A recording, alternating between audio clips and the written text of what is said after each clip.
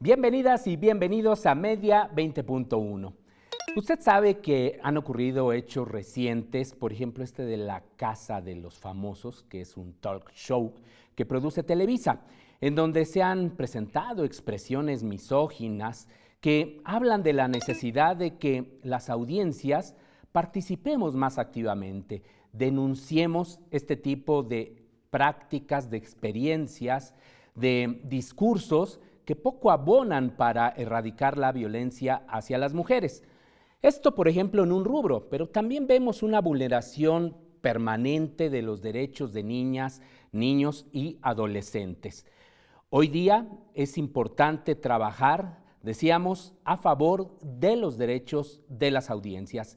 Y hace algunas semanas, pocas, se creó una alianza por los derechos de las audiencias, en la que participan diversas defensorías y organizaciones, defensorías de audiencias y organizaciones de la sociedad civil, para que tengamos derechos que realmente se puedan tutelar, derechos de las audiencias. Sobre este tema es la entrevista que en esta ocasión le tenemos con Mercedes Olivares Tresgallo. Ella es defensora de las audiencias del Sistema Universitario de Radio, Televisión y Cinematografía de la Universidad Autónoma de Querétaro. Ella también forma parte del comité, es la responsable del comité jurídico de la Asociación Mexicana de la Defensoría de las Audiencias. Y antes de la entrevista le invito a ver, como cada semana, algunos de los hechos destacados en materia de medios y telecomunicaciones con Viridiana, Viri Mondragón. Arcadia, Muestra Internacional de Cine Rescatado y Restaurado, desarrolla su séptima edición del 26 al 29 de septiembre con funciones gratuitas en el Centro Cultural Universitario de nuestra universidad. Una de las novedades de esta edición es que por primera vez en México se exhibe el clásico de Emilio "El Indio" Fernández, María Candelaria, en su versión restaurada a partir de los negativos originales. También podrá apreciarse Valle de México, cortometraje documental dirigido por Rubén Gámez. Valle de México es una película de 1976 que forma parte de la colección del Centro de Producción de Cortometraje que preserva el Instituto Mexicano de Cinematografía. Complementan la programación títulos como En tiempos de Don Porfirio de Juan Bustillo Oro, El río y la muerte de Luis Buñuel, La mente y el crimen de Alejandro Galindo, así como A Trick of the Light, película de 1995 dirigida por Wim Wenders. Para más detalles sobre esta muestra, le recomendamos consultar el sitio arcadia.filmoteca.unam.mx. En la Cineteca Nacional se presentó el documental 100 años de radioeducación, una producción de la Dirección General de Aprende.mx. El documental ofrece una mirada de cómo radioeducación ha influido en las vidas personales y profesionales de quienes han colaborado en este medio de comunicación. Durante la presentación del documental, el presidente de la Red de Medios Públicos de México, Fernando Sánchez Mejorada, destacó la relevancia de radioeducación como una de las radios más influyentes de América Latina. Por su parte, Azucena Pimentel, titular de Aprende.mx, subrayó la necesidad de fortalecer las emisoras públicas en estos tiempos y preservar el legado de la radiodifusora que impulsara José Vasconcelos. Esta semana, la licenciatura en Comunicación de la Universidad Juárez Autónoma de Tabasco celebra los primeros 33 años de su fundación con conferencias y cursos para estudiantes, egresados y personas vinculadas a los medios de comunicación. El presidente de la Academia de Comunicación, Erasmo Marín, informó que este aniversario es propicio para reforzar la preparación de las y los estudiantes en temas como la ética, los derechos de las audiencias y el uso profesional de la inteligencia artificial. ¡Muchas felicidades! La casa matriz de Facebook, Instagram y WhatsApp, Meta, dio a conocer que desplegó un paquete de restricciones que se actualizarán en los dispositivos de niñas y niños, inicialmente en Estados Unidos, Reino Unido, Canadá y Australia. De esta manera, según France 24, la empresa facilita un mayor control a los padres, madres o tutores en cuanto a la restricción de contenido y el tiempo que los adolescentes pasan en redes sociales. Asimismo, de manera general, pone en modo privado las cuentas de cualquier usuario menor de 18 años de forma predeterminada. La compañía pedirá más verificaciones para constatar la edad, como documentos de identidad o fotos específicas. También trabaja en una herramienta de inteligencia que identifica a las cuentas de adolescentes que fingen ser adultos para aplicarles esta restricción inmediata. Meta toma esta decisión ante los cada vez numerosos estudios que revelan que el uso de las redes sociales afecta la vida de niñas, niños y adolescentes. También es una respuesta a los señalamientos en contra de plataformas digitales sobre cómo los algoritmos generan adicciones al uso de las redes sociales. Estas fueron algunas de las noticias más destacadas de la última semana. Volvemos con Gabriel Sosa Plata con más información aquí en Media 20.1.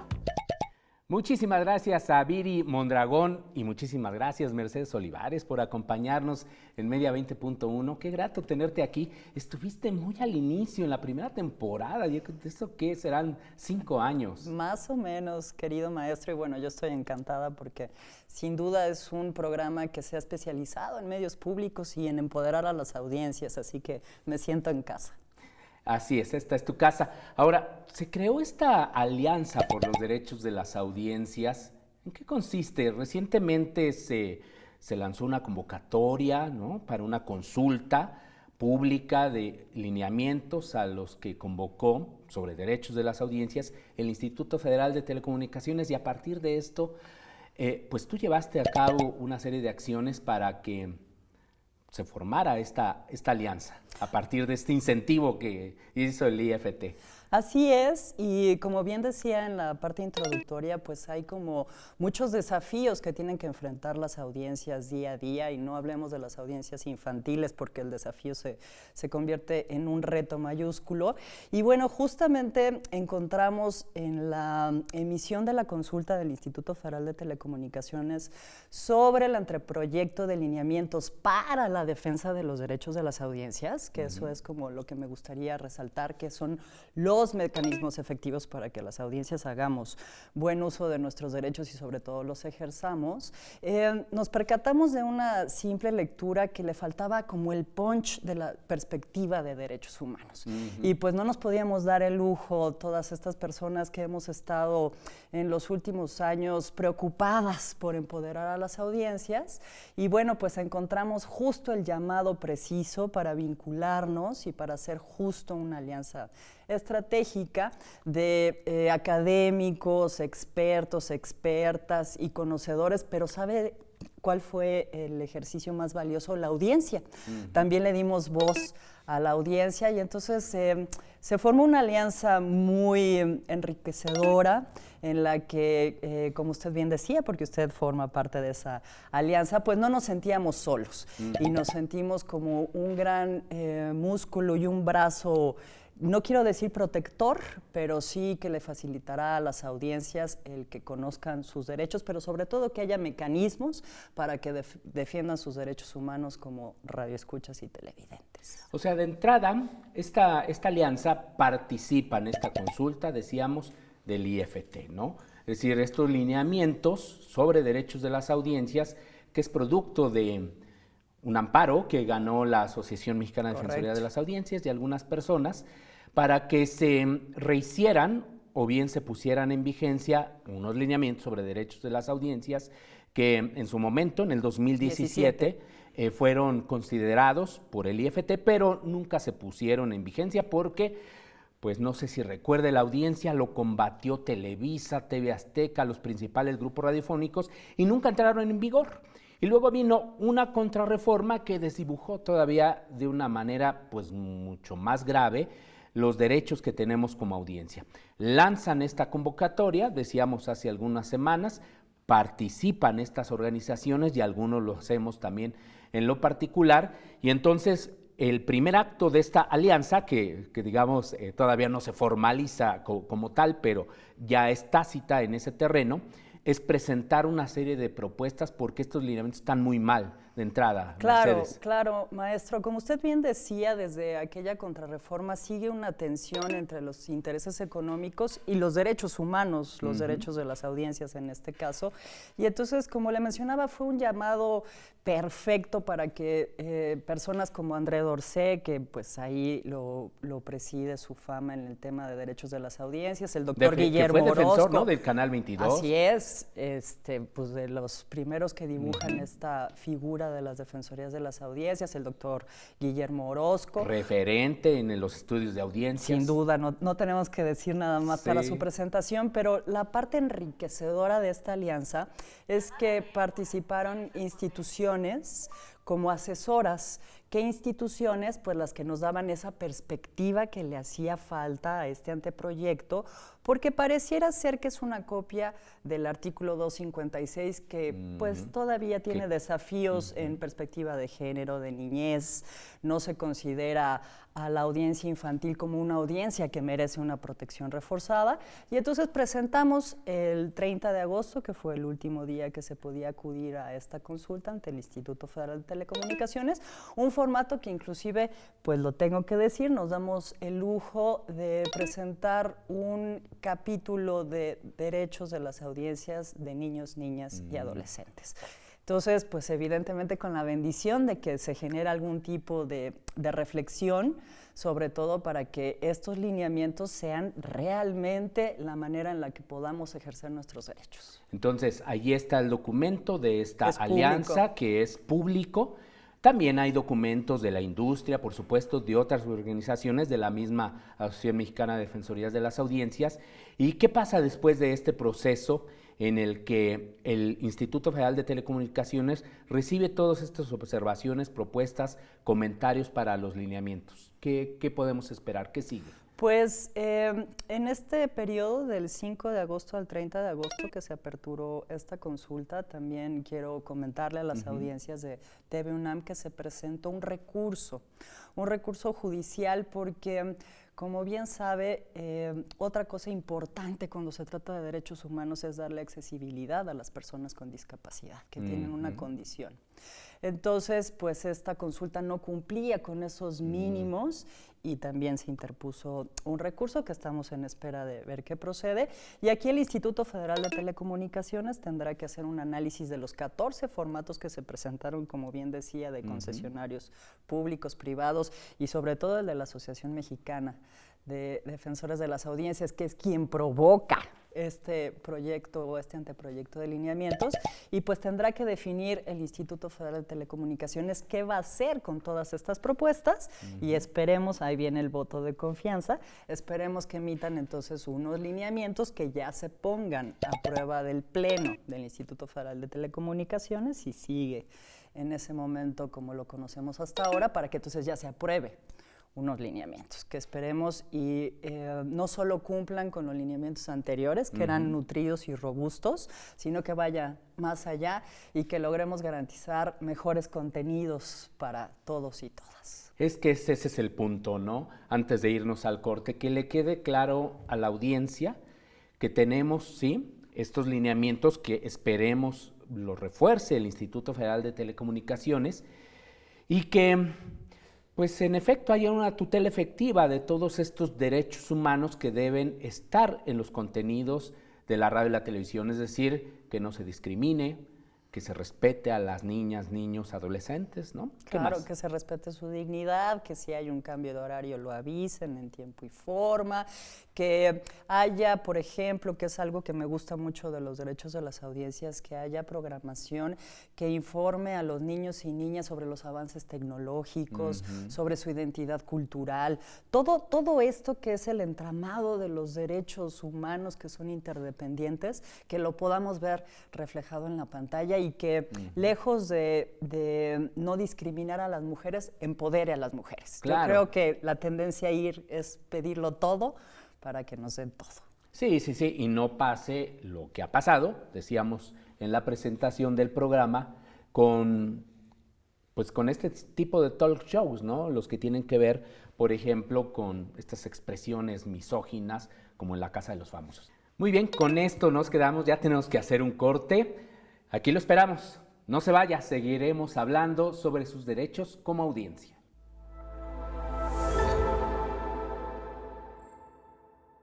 La alfabetización mediática informacional, o AMI, es un término paraguas propuesto por la UNESCO.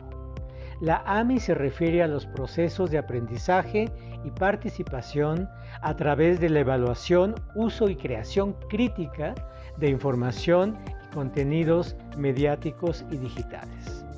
Comprende 3 áreas: alfabetización mediática, informacional y digital. La AMI se refiere a nuestra participación en tanto ciudadanía con las formas de comunicación y contenido, cómo se produce, difunde y por quién.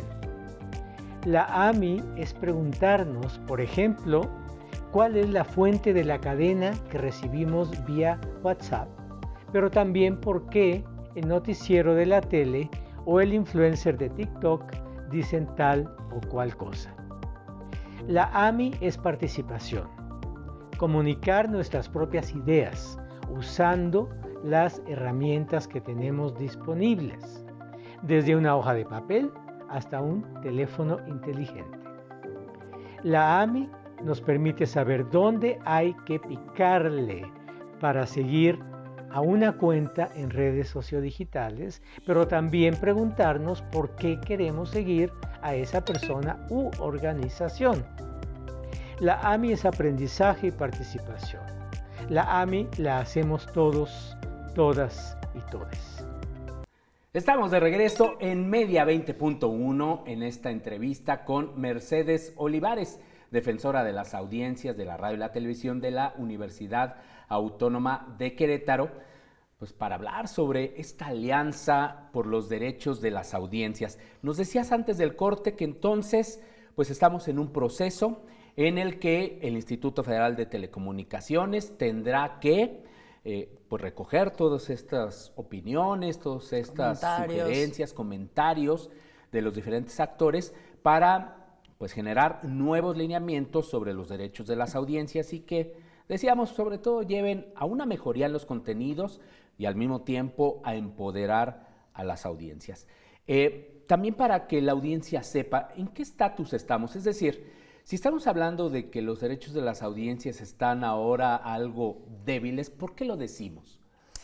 Porque lamentablemente desde aquella reforma de gran calado constitucional donde se crea el Instituto Federal de Telecomunicaciones y se hace un reconocimiento expreso de los derechos de las audiencias y se otorgan mecanismos de garantía para esos derechos. Cuando digo mecanismos de garantía es cómo van a hacer que los respeten las autoridades.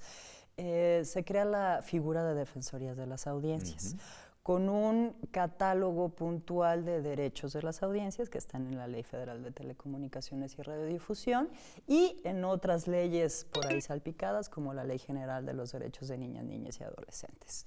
El tema, maestro, es que no se ha llegado a consolidar como la última parte que requieren las audiencias, los radioescuchas y televidentes, para que haya mecanismos muy claros de que si ellos detectan alguna violación, presenten una queja, esta queja se le dé seguimiento, se haga una investigación, porque pues también habrá otras partes que tendrán que decir algo en torno de los hechos y en su caso emitir una recomendación si el asunto se desprende que haya una posible vulneración a derechos de las audiencias. ¿Qué pasa? Que ahora, después de esa contrarreforma, se 2017. Quedó de 2017, donde ¡pum!, es un puñetazo directo a esta gran conquista de televidentes y radioescuchas, pues ahora queda el código de ética, desde su posibilidad de todos los medios públicos y comerciales de autorregularse, que aquí es donde la Suprema Corte de Justicia ya se ha manifestado y decir que quizás la autorregulación en estos momentos no sea una buena idea porque tensionan los intereses económicos con los derechos humanos. Entonces, pues es difícil la decisión para algunos concesionarios. No, pues veamos, retomando la casa de los famosos, claro. ¿Qué es lo que hacen? Por ejemplo, digo, ante las críticas, el actor principal de ahí termina, en este caso, saliéndose, ¿no?, de la producción. Pero paralelamente, algunos anunciantes presionan, ¿no?, se retiran. Pero hasta ahí, ¿no? Es decir, pero no hablamos de derechos humanos, o sea, nadie reflexionó y dijo qué está pasando con la violencia que se está ¿y dónde está el defensor, por ejemplo, de las audiencias, ¿no? En este caso de Televisa. Leyendo la consulta, maestro. Puede ser, ¿no? Pero bueno, el tema es que justo no hay como una homologación en actuaciones, no hay esta fuerza que necesitan los derechos de las audiencias y no hay esta fortaleza que necesitamos los defensores o defensoras, pero a pesar de ello, pues usted desde sus trincheras y yo desde la mía y muchos otros colegas, sí he emitido recomendaciones cuando pues las vulneraciones son claras. Pero sí lo hemos hecho, no quisiera decir que al margen de la ley, porque ahí está la Constitución, sí, claro, y el sexto constitucional establece los derechos de las audiencias. Y una autorregulación, ¿no? Y una autorregulación efectiva. De algunos de estos medios. Pero sí nos hace falta como el músculo del Estado, que sería a través de esta emisión de los lineamientos de la defensa de los derechos de las audiencias, para que pues ya todos cumplamos con nuestras obligaciones mucho más fácil. Claro, claro, y podamos en este caso acudir al Instituto Federal de Telecomunicaciones, pues en una situación de vulneración grave y el Estado, como bien dices, actúe. Pero sin embargo, estamos en un escenario en el que pues se habla de la probable desaparición del IFT, lo cual también abona a este clima de incertidumbre sobre este tema. ¿Tú piensas que hay incertidumbre también en los derechos de las audiencias? Pues no más de la que viene operando desde hace una década, pero sí creo que necesitamos saber dónde se van a anclar. Pero no hay, quiero ser muy específica, no hay incertidumbre en si existen o no. Son derechos constitucionales y eso ni Dios Padre lo puede modificar. Entonces yo creo que aquí, si me lo permite, maestro, vendría muy bien una invitación a las audiencias, a radioescuchas, televidentes y también a quienes consumen las plataformas digitales, que son más los adolescentes, niños y niñas, a que con este poder que sí tienen, porque ese poder que tienen las audiencias no depende de desapariciones de organismos autónomos constitucionales, no depende de amparos, sino depende de tener un consumo consciente de contenidos audiovisuales, pues que si no ven algo o ven algo que no les gusta, inclusive como usted lo dice de este programa, pues que escriban, que participen y que se quejen, porque en esa medida se hacen efectivos sus derechos.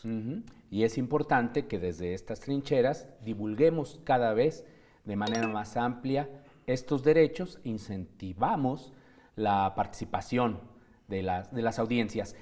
¿Qué sigue para esta alianza? ¿Qué se pretende hacer, dado que ahí participan directa o indirectamente organizaciones tan importantes? CONAPRED, que es el Consejo Nacional para Prevenir la Discriminación, CIPINA, AMAC, la Asociación Mundial de Radios Comunitarias. ¿Qué otra organización, por ejemplo?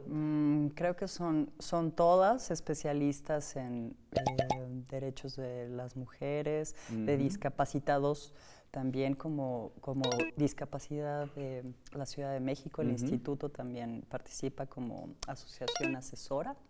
Y bueno, pues la alianza ya nació, encontramos un buen pretexto y pues ahora seguirá. Y ahí viene otra invitación para las audiencias, pues ser testigos muy puntuales de qué sucede con la Ley Federal de Telecomunicaciones y Radiodifusión, porque ahí tendrán que estar las respuestas de toda esta reforma constitucional que se discute ahora en este país. Pero yo creo que vamos a tener todavía pretextos, maestro. El tema de las audiencias infantiles y juveniles yo creo que nos da para mucho. Ahí hay un débito que creo que tenemos los defensores y defensoras de ser como mucho más firmes y asertivos. Entonces ahí también vendrán, yo creo que otras alianzas que puedan ayudar a esta unión de expertos y amigos, porque también quiero decirle que todos lo hicimos con el mejor ánimo de justamente empoderar a las audiencias. Entonces ya daremos lata y ya daremos noticia también. Pues mucho éxito para esta Alianza por los Derechos de las Audiencias, Mercedes. Una felicitación por haber llevado a cabo pues toda esta coordinación de diversas organizaciones y personas que pensamos, que consideramos que es muy importante para que pues, las audiencias participen, se quejen, contribuyan con esta participación, ya lo decíamos, a mejorar los contenidos en la radio, la televisión y también en los medios digitales. De eso se trata, ¿no? Pues gracias a usted también, maestro, por ser parte y sobre todo por quienes pensamos que los derechos de radioescuchas y televidentes sí existen y sí nos los tenemos que tomar en serio. Ese es el mensaje. Hay que tomarse en serio sus derechos que tiene como audiencia. Si tiene también quejas de este programa, por favor, no dude en enviarlas. Mercedes Olivares, muchísimas gracias por acompañarnos. Gracias a usted, maestro, y a este maravilloso equipo. Muchas gracias, así es, gracias a este maravilloso equipo que hace posible Media 20.1 y gracias a usted. Nos vemos la próxima semana.